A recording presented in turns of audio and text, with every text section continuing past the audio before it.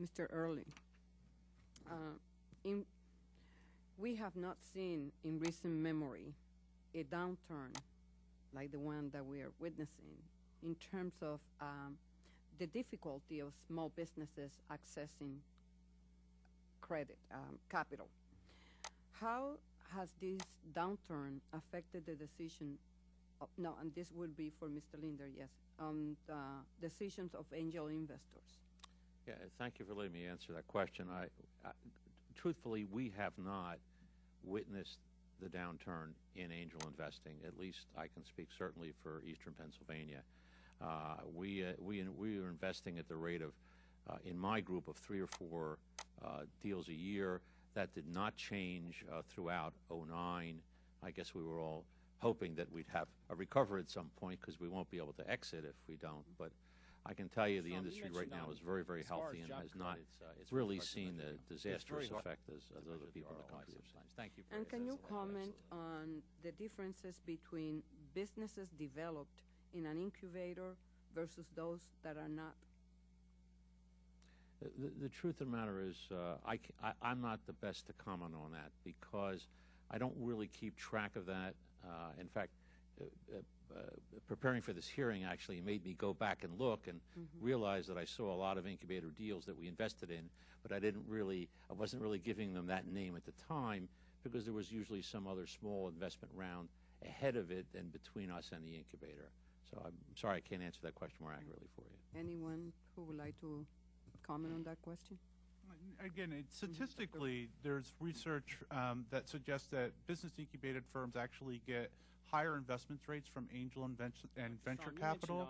In part, it's because they've received much of that managerial training. They've had the ability to develop business presentation skills, and they've learned how to be coached, which is something that venture and angel capital firms are interested in.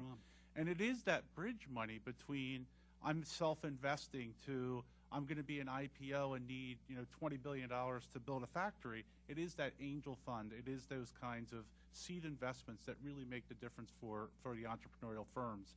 And anecdotally, speaking in looking at state seed fund capitals in New Jersey and Michigan, those people who have the responsibility for selecting clients have given testimony to that incubator clients that their managers serve as the first round of evaluation that managers tend to be, and that gives them a leg up on firms that have not had that kind of association with the training and managerial skills. And so they see that as a big benefit and tend to invest in them more.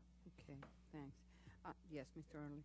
Yes, in our community, we don't have a known angel network. They are not publicized. They're hidden.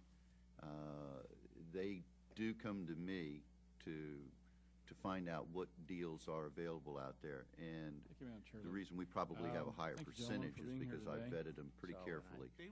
It's my reputation on the line, and I can't waste their time. Okay, and Mr. Early, transaction costs often determine whether small businesses survive in a down economy, and in terms of their operational costs and productivity, how do incubators make small businesses more competitive during this time? I don't think that we actually make them any more competitive during this time or good times. An incubator client is at the beginning of their life. They can't go out and get bank loans. No conventional lenders are going to cover them. You have to go to angel investors, and they're just not at that point. We do things. We do their bookkeeping. We do accounting for them. So we take a lot of that stuff off of them. We want them to focus, since we're technology, on their technology and improving it, and sales. And we'll handle everything else for them. And Dr. Lewis, yes, Mr. Cooper House. Just to add to that comment, as was stated, incubators don't necessarily make a company more competitive, but an incubator team is really skilled at identifying what it takes to be successful. And many entrepreneurs don't know what they don't know, and the incubator's staff's role is to really make them aware of what it takes to be successful, how to have a really differentiated, unique selling proposition for their business, and stand out and really provide value to their customers. So in doing so, they are making them more competitive by really opening their eyes. And frankly, we all measure our impacts by our successes, but we also do something that's not measured, is we also, frankly, tell a lot of people in a nice way that maybe their idea is not necessarily the greatest, it's not really special enough, and perhaps you should make that investment just yet and really do a little more research. So there's an awful lot that goes on behind the scenes for the many, many entrepreneurs that we actually save money by not having them expend into an idea that really isn't proven. Thank you. And Dr. Lewis, I believe that you were the one who mentioned how in Germany and England, UK, 45% of the number of incubators compared to the United States. What is it that they're doing differently compared to us? Well, I have been in both Britain and Germany. I've talked to the head of the German Business Incubation Association. I think that part of their approach is they're a bit more centralized. We've conceived of a business incubation community based on a bottom-up grassroots approach. There's a lot of individualization and tailoring of an incubation program to kind of serve the community in which it was conceived. We could have an arts incubator program, for example, that's about getting 90 residents, artists together, and it will help to feature and showcase the art they produce. There's a lot more standard national level programming. Like, let's have a large biotech or an aerospace. We're a lot more organic in our approach. I think that's part of it. Also, by nature, there's a different funding model in European countries than we have here. But there is a far greater role the larger states play in programming business incubation. Okay. Obviously, we know that here you can access some type of grants from EDA and USDA, and of course that will in some way affect the number of incubators and incubation created in this country. So how does this type of funding, you believe, will impact incubators? You're referring specifically about the EDA support that's currently offered? And EDA and USDA. I believe that USDA also provides some type of funding. I can't speak about the USDA program in any detail. Perhaps others can. But in terms of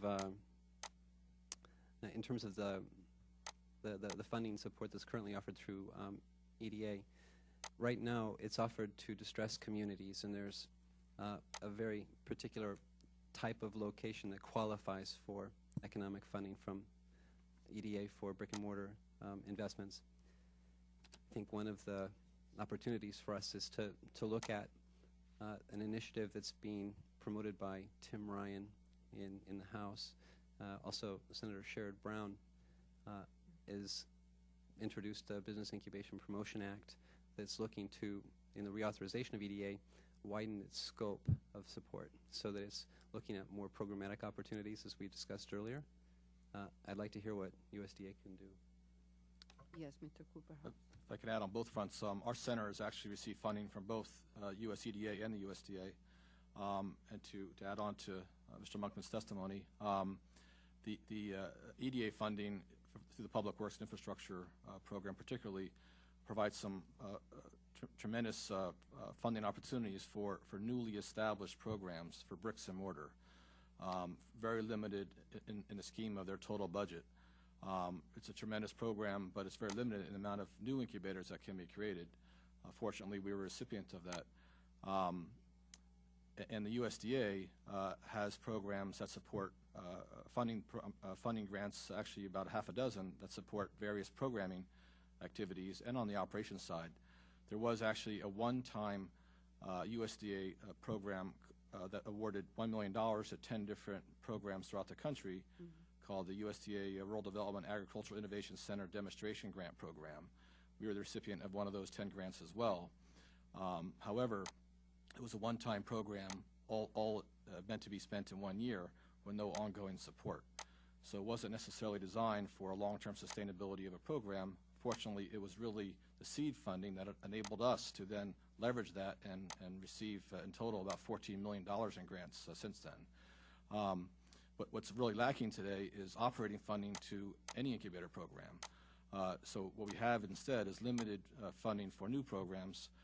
What's really needed is a tremendous amount of funding to really subsidize the incubator programs around the country today that rely heavily on their sponsor, and who in turn is heavily funded through the state.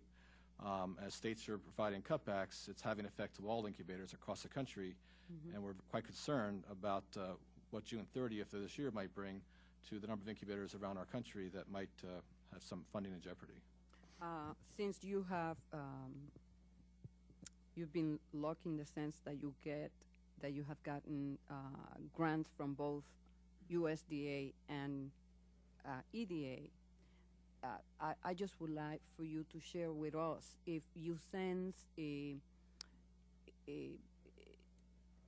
that there is coordination, or do you feel that there is a lack of coordination between the existing federal resources that exist today, and a lack of strategy in terms of long-term strategy regarding the purpose of promoting incubators?